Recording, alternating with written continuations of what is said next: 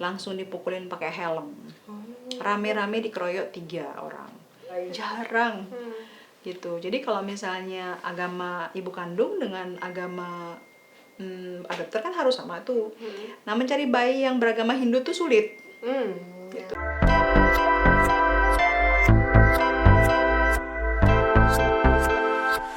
Ada ya satu ibu hamil ya. Yaitu dia pacaran dan melihat dunia itu begitu indahnya. Dia nggak tahu kalau pacarnya ini ternyata udah punya anak 2. Dia nggak tahu. Jadi bukan zaman now bilang pelakor ya, enggak, dia nggak tahu. Itu terus hamil lah dia. Setelah tahu hamil baru pacarnya ini ngaku dia punya istri dan anak. Ya. Dan ini selama di rumah aman dia diteror terus. Dari WhatsApp waktu tuh ya, dari message gitu. Diteror oleh istrinya. Papa bayi gitu. Dan nenek bayi dari pihak keluarganya yang cowok. Itu. Terus udah gitu saya sering sekali bilang, kenapa kok yang begitu kamu ladenin? Blok semua nomor. Ngapain kita mendengarkan hal-hal yang negatif? Nggak baik buat kamu, nggak baik buat bayi kamu. Tuh, dan satu kali itu pernah kejadiannya dia bilang, kan dia waktu itu hamil berapa, 7 bulan ya. Terus dia bilang, Bunda mau rujak nggak gitu? Mau dong, aku beliin ya gitu. Terus dia pergi sebentar naik motor gitu. Karena beli rujaknya kan deket waktu itu sebelum pandemi ya. Udah gitu dia balik, nangis sambil nangis. Saya tanya kenapa? Itu loh ketemu sama istrinya sama nenek bayinya gitu. Itu di sana didoain, dibilang kamu tuh kan wanita nggak baik dan saya ya semoga anak yang dalam perut kamu tuh didoakan yang nggak baik ya, negatif. Jadi pulang dia nangis gitu, nangis ya gitu. Terus saya bilang waktu itu, kamu mau dengerin omongan yang begitu sampah atau enggak? Sekarang pilihannya ada di kamu loh ya. Kok ngomongan yang sampah itu kamu masukin ke hati terus kamu nangisin ya, memangnya kamu dapat apa dari sana gitu. Jadi jangan kita yang milih apa yang mau kita dengar, saya bilang gitu. Jadi kita juga sama ibu hamil nggak bisa kita pamper terus gitu loh. Gitu, kamu loh yang milih, nanti kamu nyakitin diri kamu. Nah sekarang yang mereka ngomong hal yang nggak baik itu, mereka juga udah nggak pikirin kok yang tadi ngomong apa. Kamu di sini nangis bisa berhari-hari. Ya kita cenderung nyimpen hal yang nggak baik untuk diri kita simpen, kita genggam erat-erat. Jangan gitu, nanti kamu stres, bayi kamu bisa stres juga di dalam. Itu dia mikir gitu. Akhirnya saya bilang blok semuanya itu. Nah pas dia habis ngelahirin, seminggu kemudian setelah ngelahirin, somehow ditelepon sama papa bayi, katanya mau bicara.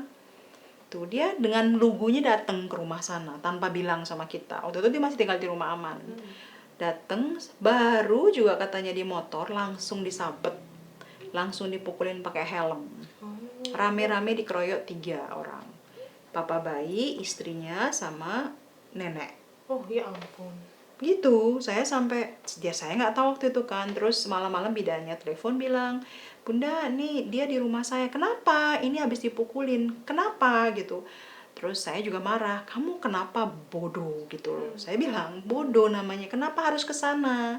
Katanya mau ngomongin masalah bayinya. Orang sudah jelas-jelas selama 9 bulan ini dia nggak tanggung jawab.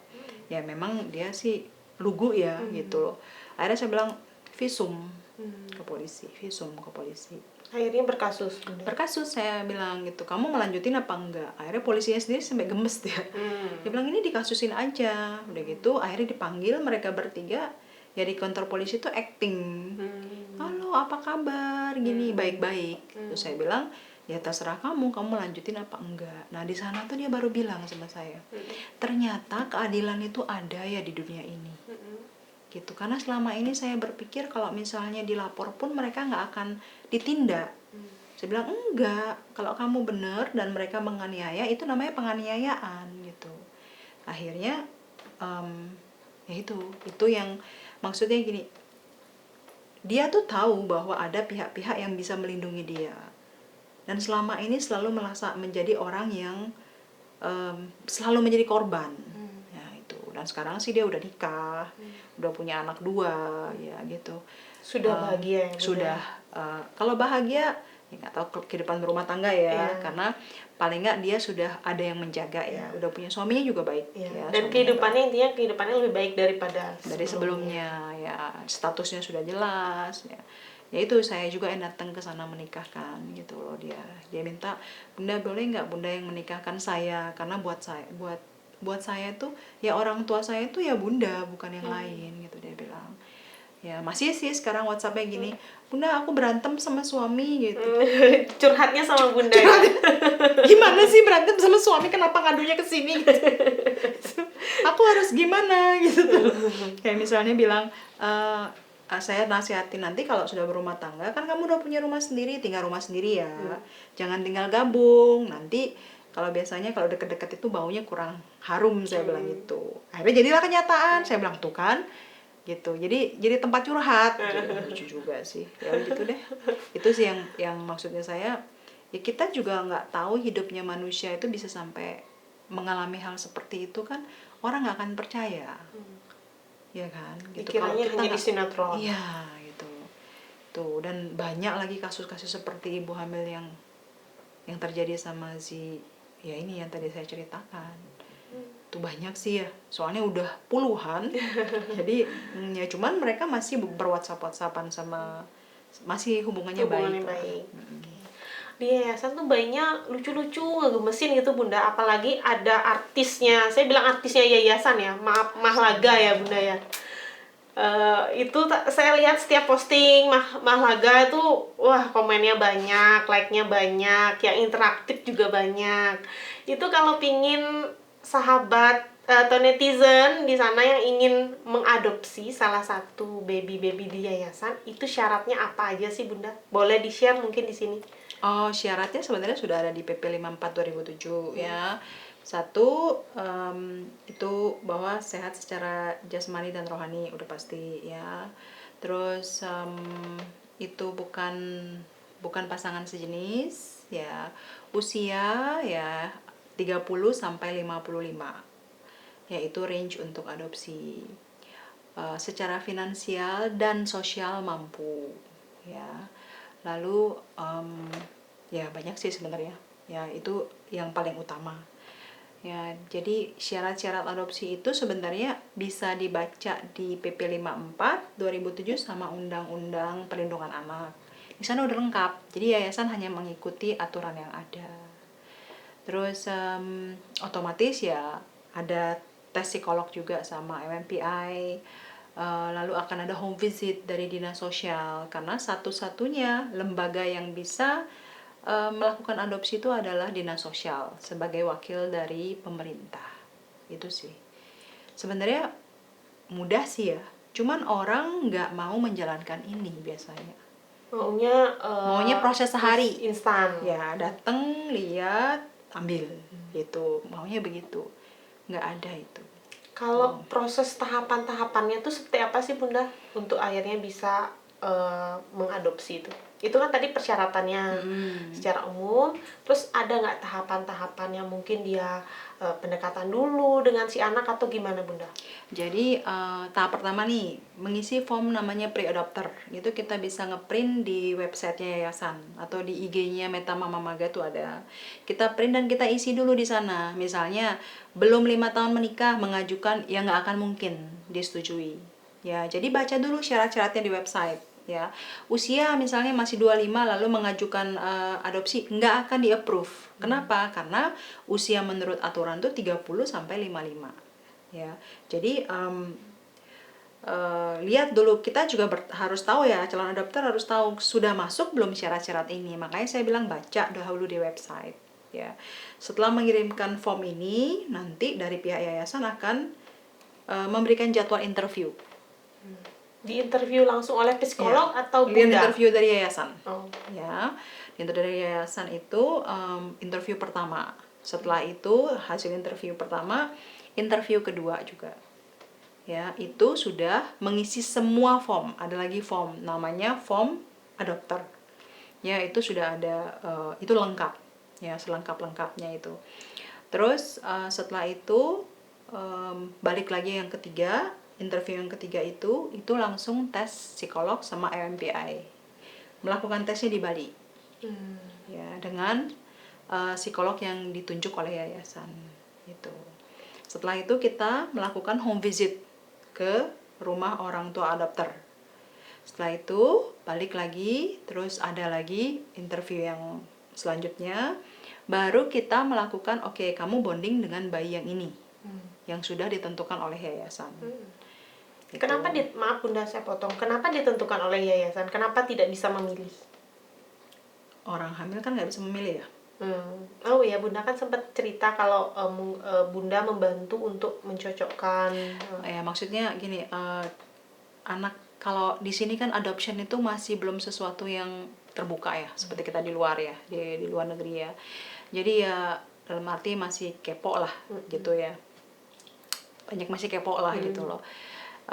Jadi kita juga harus lihat bahwa cocok nggak bayi ini dari segi fisiknya ya, dari segi ya terutama dari warna kulitnya gitu ya, supaya nanti dia anak ini paling nggak merasa dia tuh oh saya ini bagian dari keluarga papa mama loh gitu. Nanti setelah usianya cukup mau diberitahukan ya itu kan hal yang berbeda gitu. Tapi selama dia bertumbuh dari dia kecil sampai besar gitu, biarlah dia tuh mengetahui ini anak papa mamanya gitu. Karena memang kalau di Indonesia ini kan adoption belum seperti ya kita di Amerika misalnya, kita udah tahu oh ini anak adopsi gitu loh, karena kan mamahnya Western tapi papahnya anaknya Chinese gitu misalnya.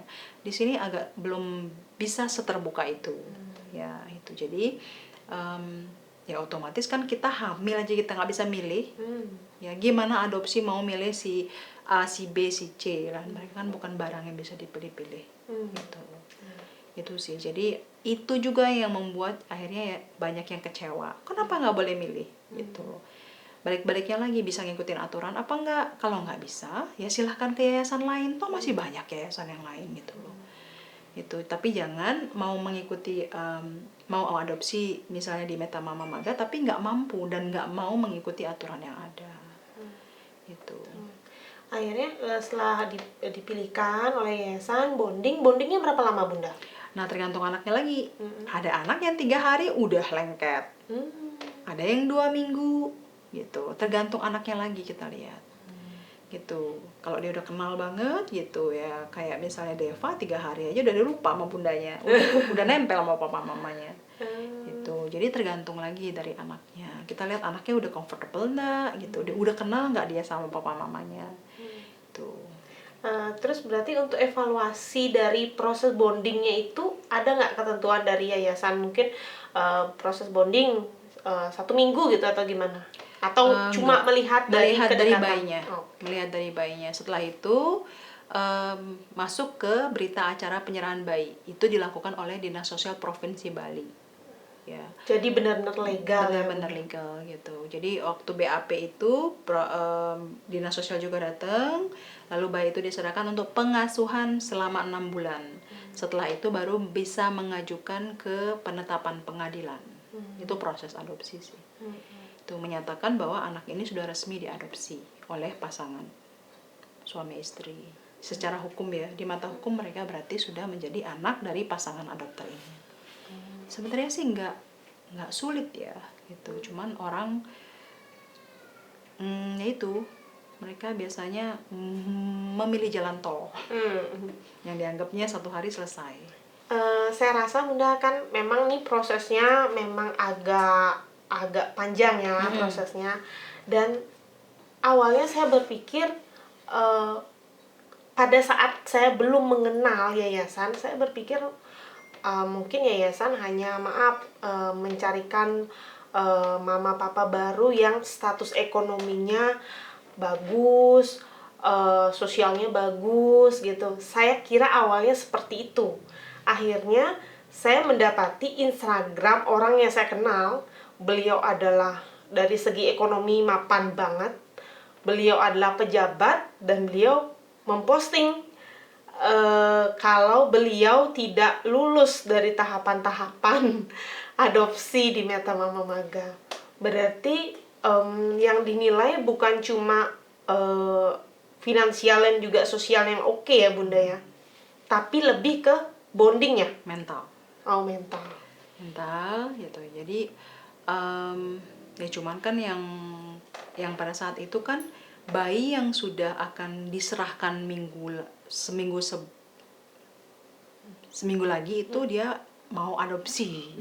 Ya nggak bisa dong, kita prosesnya sudah panjang dengan adopter yang lain ya gitu, terus dia minta itu harus itu yang diadopsi ya. Ya memang benar banyak sekali yang punya pemikiran seperti itu ya, dan ya mungkin Bidan Rata bisa tanya sendiri sama yang bersangkutan kenapa kok ditolak, padahal secara finansial ya sudah luar biasa ya, terkenal lah di Bali kalau finansialnya cukup baik ya gitu. Dan ada juga beberapa yang adopter yang punya hotel misalnya ya, punya hotel, kita tolak juga di sana karena ya kita melihat dan dinas sosial juga tidak menyetujui kadang-kadang. Bertanya dia, ini kenapa kok disetujui gitu. Jadi nggak 100% misalnya kalau kita rekomendasikan ke dinas sosial, mereka juga akan balik bertanya ya, ini kenapa disetujui. Ya, jadi maksudnya nggak 100% juga tergantung dari yayasannya, terutama untuk bayi terlantar. Karena bayi terlantar itu ditentukan oleh tim PIPA, tim perizinan pengangkatan anak. Yang terbagi sekarang ada 18 ya, 18 divisi sekarang ini. Itu untuk bayi terlantar. Bayi terlantar itu maksudnya bayi yang ditemukan. Itu sih. Bunda, kan ini banyak juga orang tua yang akhirnya berhasil mendapatkan anak dari yayasan. Ada juga mungkin jauh lebih banyak yang akhirnya kurang beruntung untuk mendapatkan anak di yayasan.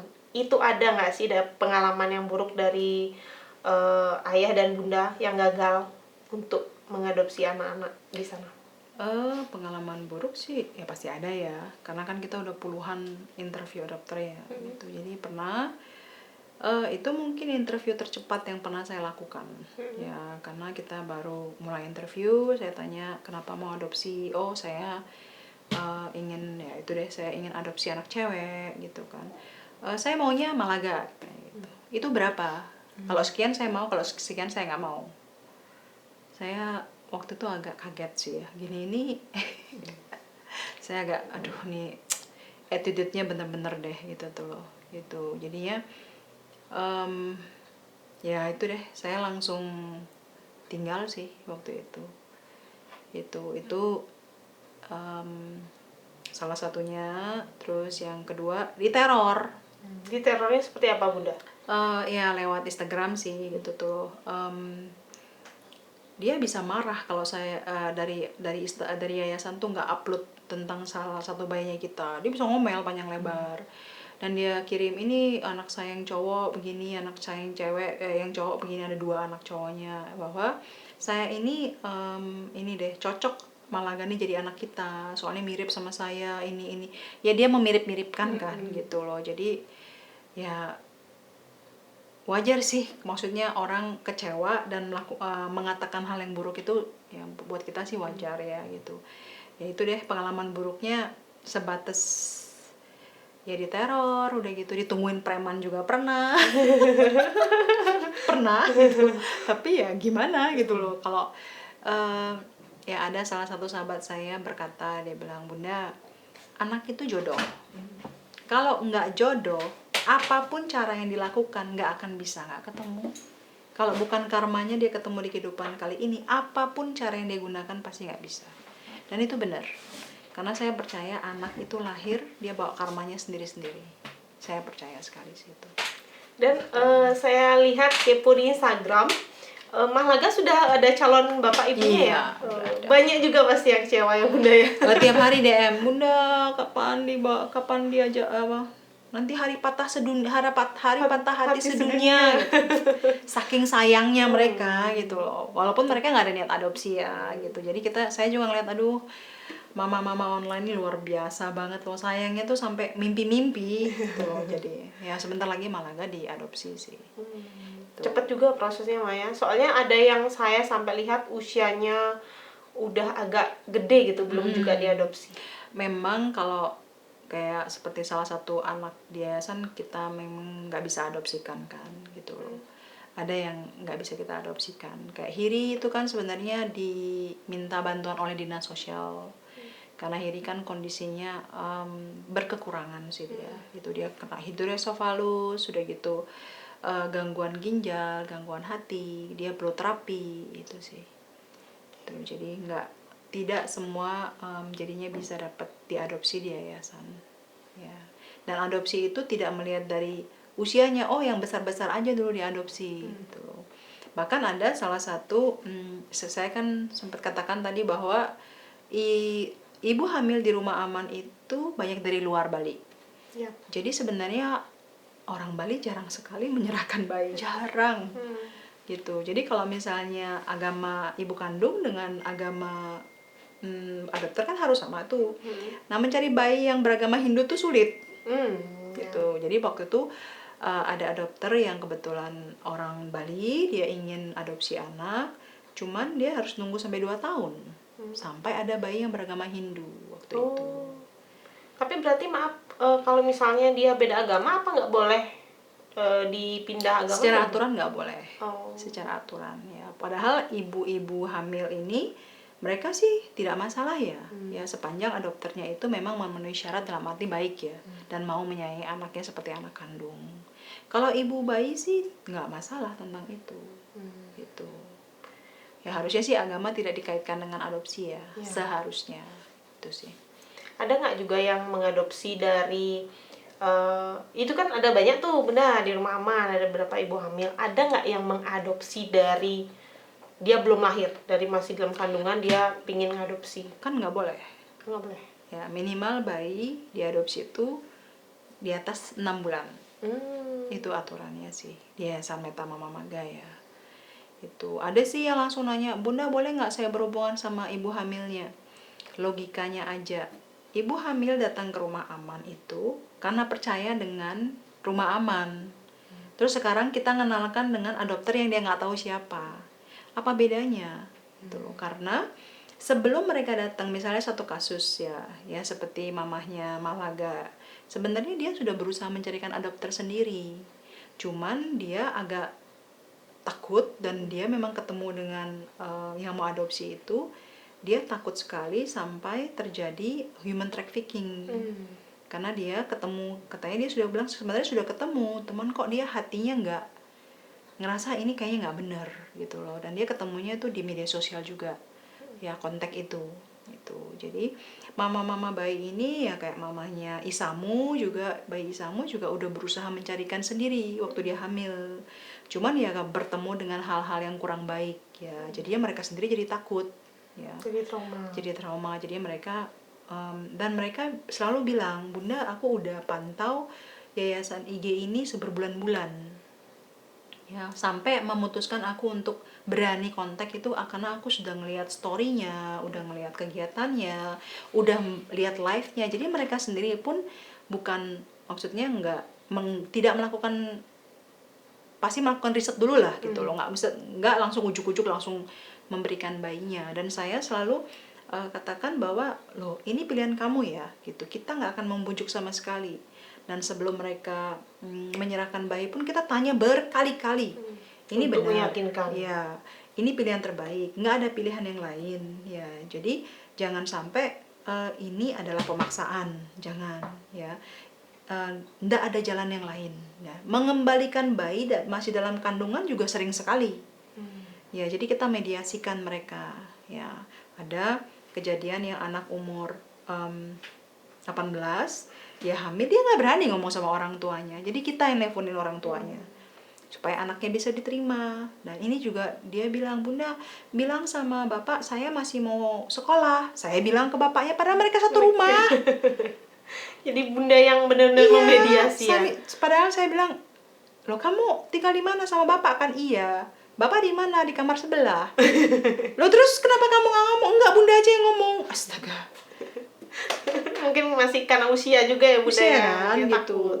Bunda bilangin bapak, aku masih mau sekolah gitu. Aku nggak mau nikah katanya. Tapi aku mau besarin anak ini gitu loh. So, saya bilang nggak bisa. Kata bapak kamu harus nikah siri supaya anak ini ada aktenya gitu, ada legalnya. Oh ya udah kalau nikah siri aku mau katanya. Sudah bilang bapak belum kalau aku itu mau sekolah? Sudah, kata bapak nggak apa-apa gitu. Kesian banget gitu. Ya, Itu mungkin terjadi. banyak zaman sekarang memang lebih banyak masalah-masalah ini ya, anak dan orang tua gagal untuk berkomunikasi ya bunda ya. Ya, tidak mempunyai waktu untuk komunikasi. Kalau kita lihat ya, itu makanya punya meja makan di rumah itu sangat penting dan dipergunakan karena di sanalah tempat kita bertemu anak pagi dan malam. Kalau nggak ada meja makan, akan sulit berkomunikasi. Ya, setiap pagi dari kecil anak-anak selalu makan breakfast bareng. Maga dari umur 5 tahun, kalau kita nggak dinner bareng, dia akan tanya, Mami kita udah 2 hari, 3 hari lo nggak dinner bareng. I want to talk. Karena pada saat kita makan itu, kita 2 jam barengan, 3 jam itu kita bisa ngobrol. Bisa bicara apa aja di sana. Ya, karena kalau sudah balik ke rumah, apalagi sekarang udah ada zaman handphone, semua udah sibuk sama handphone masing-masing. Benar. Semua udah masuk kamar masing-masing. Ya kan? Iya, Gitu. Nah, benar. pagi itu kalau misalnya saya sudah duduk, datang anak kayak tadi pagi itu, Kara datang gitu. Good morning mami ya gitu. Langsung kita makan sambil ngobrol. Oh, kemarin Kara ini loh mami ada kejadian ini. Nanti Zara datang, Maga datang, kita duduk. Jadi kita tahu oh kondisinya lagi seperti ini toh. Itu. Mereka boleh ngobrol apa aja. Nah, ini yang saya perhatikan sudah nggak ada lagi, kurang, dianggap sepele. Bahwa makan bareng itu sepele itu salah ya gitu. Harusnya kita sebagai keluarga, bapak dan ibu tuh harus punya kesempatan ngobrol sama anaknya setiap hari. Ya, komunikasi tuh harus setiap hari, bukan komunikasi kalau ada masalah saja. Itu sih. Jadi meja makan itu sangat penting. Itu sih. Oke. Bunda ada nggak setelah anak itu diadopsi oleh papa mama barunya dari yayasan kan terus memantau tuh, ada nggak yang akhirnya setelah waktu berjalan si anak mendapatkan pengalaman yang buruk sampai dianiaya atau tertekan secara psikologis, ada nggak yang seperti itu? Sejauh ini sih belum ya. Semoga enggak ya gitu. Ada satu kasus kalau bercerai ya. Bercerai akhirnya. Ya kita kan nggak pernah tahu ya kehidupan rumah tangga orang ya. Tapi anak ini ya dia ikut mamahnya sih. Gitu. Ada sih. Cuman ya kalau sampai mengalami kekerasan mudah-mudahan enggak ya gitu. Tapi sejauh ini belum. Sejauh ini sih. Mama, ini kalau ada teman-teman netizen, bunda-bunda yang baik hati, yang ingin membantu untuk anak-anak di yayasan, itu caranya gimana Bunda? Boleh di-share di sini mungkin Bunda? Caranya sih banyak sih ya. Kalau di yayasan kan bayi perlunya susu dan diaper, udah pasti dipakai. Ya. Ada 90% bayi-bayi di yayasan tuh menggunakan susu S26. Jadi dari tahap 1 sampai tahap 3. Ada sekarang saat ini bayi Arya sedang pakai Neocate karena dia alergi dengan susu ya.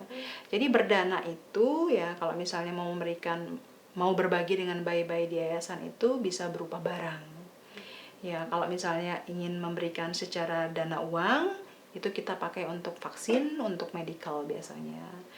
Ya, bisa dibawa ke yayasan, biasanya sih Gojek yang kirim ya, karena saat ini kan pandemi. Jadi kita biasanya barang dana itu diletakkan ada tempat khusus di outdoor, di teras. Jadi bisa letakkan di sana. Ya berdana buah untuk makanan mereka sehari-hari atau sayur atau ikan atau beras, telur, bahan-bahan untuk makanan itu yang berlebih kita berikan kepada ibu-ibu hamil. Jadi berdana itu jangan dilihat dari jumlahnya. Nanti bilang, aduh bunda aku cuman bisa dana 1 sisir pisang. Jangan salah, bayi-bayi di yayasan tuh suka sekali sama buah pisang ya. Jadi kalau berdana bukan dilihat dari jumlahnya, tapi kita lihat dari niatnya ya. Misalnya bayi-bayi di yayasan tuh suka sekali makan buah naga gitu. Buah naga itu kalau makan mereka ini banget, favorit ya. Ya buah naga aja udah bikin mereka happy ya. Jadi jangan pernah kalau ingin berbagi itu melihat dari jumlahnya ya. Jadi kita terima ya pisang pun yang menurut orang itu ini nggak ada apa-apanya gitu loh, tapi buat mereka tuh bikin mereka happy. Anak-anak suka banget, bunda picang Atau mungkin boleh DM IG yayasan bunda Boleh. ya. Mulai IG dan bisa kalau misalnya rekening biasanya mereka ya DM di IG, bunda boleh nggak minta rekeningnya, atau bisa menjadi guardian angel. Guardian angel itu memang program yang dibuat untuk mama online atau donatur yang ingin setiap bulan itu mensupport salah satu bayi di yayasan.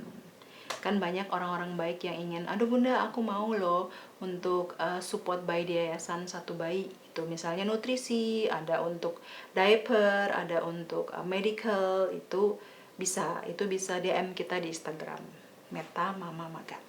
Dan juga sepertinya di yayasan di story-nya sering membagikan kebutuhan-kebutuhan bayi. Benar. Yang sedang dibutuhkan ya bunda ya. Benar gitu. Kita juga kerjasama sama komunitas Bali Berbagi ya. Di sana barang-barang yang lebih kita minta tolong supaya, karena Bali Berbagi kan bisa masuk ke pelosok-pelosok ya, ke desa-desa yang memang belum bisa dijangkau dengan mobil. Mereka relawannya bisa bawa ke sana. Jadi dari beras, kebutuhan bayi, susu yang berlebihan atau makanan bayi kita bagikan ya, dibantu oleh itu Bali Berbagi, supaya ya namanya kita community sosial itu kan besar ya gitu. Kita hanya bisa porsi yang ini ya, kita merangkul yang lain untuk tolong bantu kita untuk menjangkau misalnya di Karangasem yang medannya susah sekali, mereka membantu kita. Oke, Bunda, terima kasih atas sharing-sharingnya. Udah di penghujung acara aja nih Bunda, nggak kerasa. Udah lama ngobrol sama Bunda, tapi nggak kerasa loh. Karena happy banget, suka dengar sharing-sharingnya Bunda. Thank you. Dan banyak juga kegiatan-kegiatan positifnya Bunda yang sangat menginspirasi Bunda. Nah, sekarang untuk penutup, ada nggak pesan-pesan Bunda untuk calon orang tua dan juga yang sudah jadi orang tua? Yang sudah jadi orang tua ya, buat sebenarnya sih buat remaja putri ya. Oke, ya. boleh Bunda. Kalau remaja putri yaitu memang zaman teknologi ini udah, kita menjadi anak zaman sekarang itu memang tidak mudah ya, karena kita banyak sekali terpapar dengan ya itu TikTok, Facebook, Instagram ya. Jadi kita banyak hidup melihat orang ya misalnya kita mau cepet kaya ya sebenarnya itu di dunia nyata itu biasanya tidak seperti itu ya. Kalau misalnya bisa menjaga diri dalam arti ya berpacaran bisa, cuman jangan sampai melakukan hubungan yang terlalu jauh yang mengakibatkan nanti remaja putri itu yaitu, karena kalau kalian hamil yang menderita itu kalian, yang membawa 9 bulan itu kalian, bukan pihak yang laki-laki ya.